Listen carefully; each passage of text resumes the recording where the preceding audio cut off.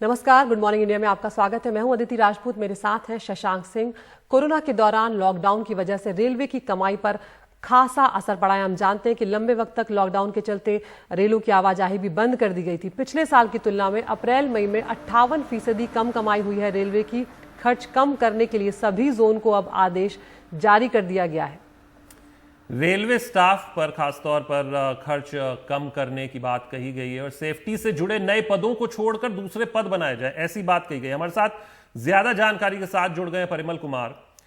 परिमल, ये जो डेटा है जो 58% कम कमाई हुई है रेलवे की, ये आया है अप्रैल और मई का डेटा है अगर मैं गलत नहीं हूं। और अप्रैल मई में तो सब कुछ बंद था, लॉकडाउन था। अब भी लोग रेलवे जो यातायात है उसको लेने से बच रहे हैं क्योंकि अभी भी हम कोविड काल के बीच में हैं। अब ऐसे में क्या ओवर कॉम्पनसेट कर रही है रेलवे या आगे के समय को देखते हुए, क्योंकि ये भी सुनने में आ रहा है कि अब शायद जो जिनकी भर्तियां हो गई थी और पद पे उन्हें नियुक्त नहीं किया गया था उनको वापस उनको नहीं रखा जाएगा। नहीं, कुछ चीजें स्पष्ट करना जरूरी है शशांक। यहाँ पे पहली चीज तो ये कि मालगाड़ी आप चला रहे थे और रेलवे की बड़ी कमाई का हिस्सा जो है वो मालगाड़ी के जरिए ही आता है, तो वो मालगाड़ियां चल रही थी। अब जब आकलन हुआ है तो भविष्य को लेके हुआ है कि वर्तमान में जो चुनौती है या पिछली जो चुनौती हमने देखी है कोविड के दौरान या लॉकडाउन के दौरान, उससे अब आगे कैसे निपटा जा सकता है।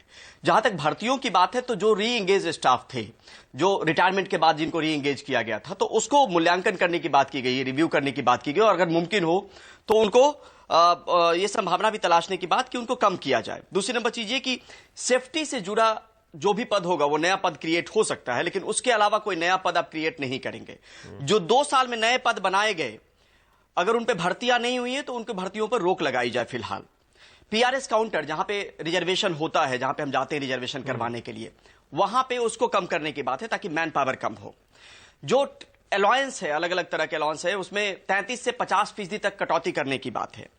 कोई नया प्रोक्योरमेंट करना होगा तो बहुत ध्यान देना पड़ेगा, फंड की अवेलेबिलिटी देखनी पड़ेगी, तभी आप नया कुछ प्रोक्योर कर सकते हैं। 31 साल से पुराने डीजल जो हैं इंजन वगैरह, उनको बेचना होगा, उनको नीलामी करनी है।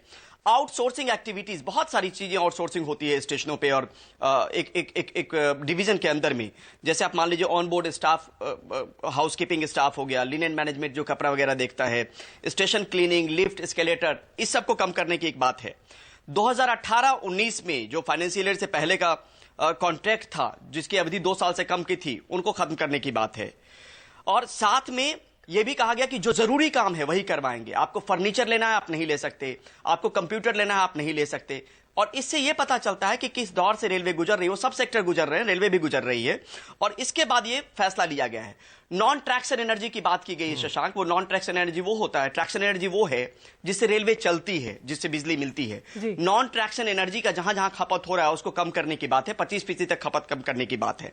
तो जो ई पोर्टल के जरिए जो चीजें हो सकती है, मीटिंग्स को कम करने की बात है, जो गाड़ियां उपयोग में लाई जाती है स्टाफ के जरिए उसमें कटौती करने की बात है, उसको देखने की बात है कि उसको कहां तक मिनिमाइज कर सकते हैं। तो ये तमाम चीजें इसलिए ली गई है क्योंकि आमद जब कम हो जाता है और खर्चे उसी तरीके से बरकरार होते हैं, क्योंकि आपके एम्प्लॉय हैं, आपको पैसे देने पड़ेंगे, तो रेलवे ने फैसला लिया। और कठिन वक्त में तमाम जगहों से चीजें देख भी रहे हैं और रेलवे की तरफ से भी इसी तरीके की चीज आई है कि रेलवे भी मुश्किल दौर से गुजर रही है। बिल्कुल परिमल, कई कटौतियों की बात यहाँ पर की जा रही है, भत्ते भी काटे जा रहे हैं यहाँ पर और दूसरे खर्चे भी कम करने की बात की जा रही है। लेकिन अगर फुल कैपेसिटी से ट्रेनें नहीं चल रही है, अगर पूरी भरी हुई नहीं चल रही है, तो क्या ट्रेनों की जो तादाद है वो भी कम करने को लेकर विचार किया जा सकता है? नहीं, फिलहाल ऐसा कुछ नहीं है क्योंकि ट्रेन भी एक जरिया तो है ही। फिलहाल हम सीधा रुख कर रहे हैं जगन्नाथ रथ यात्रा का, जो आज से, जिसके लिए सुप्रीम कोर्ट ने आखिरकार मंजूरी दे दी थी, वो अब शुरू होने जा रही है। ये उसकी ताजा तस्वीरें हम आप तक पहुंचा रहे हैं। लेकिन हर बार की तरह ये नहीं होगी, जैसा कि आपको हर वर्ष देखने को मिलता था, वैसी ये यात्रा नहीं होगी, रिस्ट्रिक्टेड होगी। यानी कि कुछ ही लोग इसमें नजर आएंगे, अब लाखों लोग नहीं होंगे। लेकिन इसका टेलीविजन पर सीधा प्रसारण होगा, तो टीवी के माध्यम से, टीवी के जरिए आप इसके साथ जुड़ सकते हैं और अपनी आस्था पर भरोसा रख सकते हैं। ये फिलहाल वहां की ताजा तस्वीरें पूरी जगन्नाथ मंदिर की, जहां से ये रथ यात्रा अब निकलने जा रही है।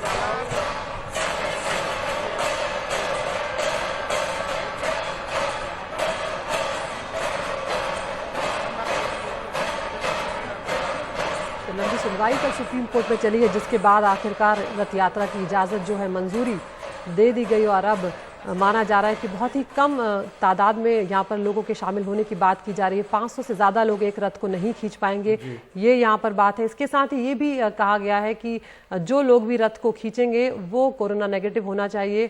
तो क्या इतने बीच में इन लोगों की जांच की गई है या पहले से कुछ इंतजामात इस तरह के किए गए थे जब सुनवाई चल रही थी, ताकि जिन लोगों को रथ खींचना है उनके लिए पहले से तैयारियां कर ली गई थी? तमाम यहाँ पर इंतजाम जो है वो किए जा रहे हैं, क्योंकि यहाँ पर हजारों लाखों की तादाद में लोग जो हैं जुटते हैं और सिर्फ पुरी के ही नहीं देश भर के श्रद्धालु यहाँ पर आते हैं इस रथ यात्रा में शामिल होने के लिए। इसका बहुत महत्व खासकर यहाँ पर माना जाता है। लेकिन इस बार जब पहले लग रहा था कि रथ यात्रा हो ही नहीं पाएगी जब सुप्रीम कोर्ट ने इजाज़त नहीं दी थी, लेकिन बाद में राज्य सरकार ने भी कहा कि वो कोशिश करेंगे कि अच्छे से रथ यात्रा को निकालें और जनता कम से कम देख सके अगर शामिल नहीं हो सकती है तो। और इसीलिए कल दोपहर तक जो है पूरे ज़िले को बंद रखा गया है। यहाँ पर 2 बजे तक पूरा ज़िला जो है बुधवार तक वो बंद रखा गया है। और उड़ीसा सरकार जो है उसने पूरी ज़िले को पूरी तरह से बंद करने का फैसला तो किया ही है, साथ ही कोशिश ये की जा रही है कि रथ यात्रा जो है उसका टीवी पर लगातार सीधा प्रसारण चले, ताकि किसी को भी निराशा ना हो और लोग यहीं से भगवान जगन्नाथ के दर्शन कर सकें।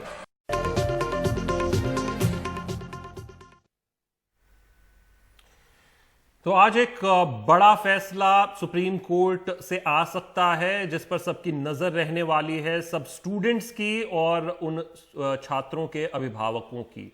सवाल है कि क्या रद्द होंगी परीक्षाएं? बची हुई 10वीं और 12वीं बोर्ड की परीक्षाओं पर आज तस्वीर साफ होने की उम्मीद है। परीक्षा को लेकर सीबीएसई आज सुप्रीम कोर्ट में अपना पक्ष रखेगी। पहले ये सवाल था और ये बात सामने आई थी, एक तारीख तय कर दी गई थी कि जुलाई में ये इम्तिहान होंगे, परीक्षाएं होंगी। लेकिन अब जिस तरीके से दिल्ली में लगातार केसेस बढ़ रहे हैं, भारत में जिस तरीके से लगातार केसेस बढ़ रहे हैं, तो इस पर रोक लगाने की या इसको फिलहाल पोस्टपोन करने की बात सामने आई है, क्योंकि पिछली सुनवाई में कोर्ट ने परीक्षा रद्द करने पर सीबीएसई से अपनी राय पूछी थी, तो आज वो राय देंगे।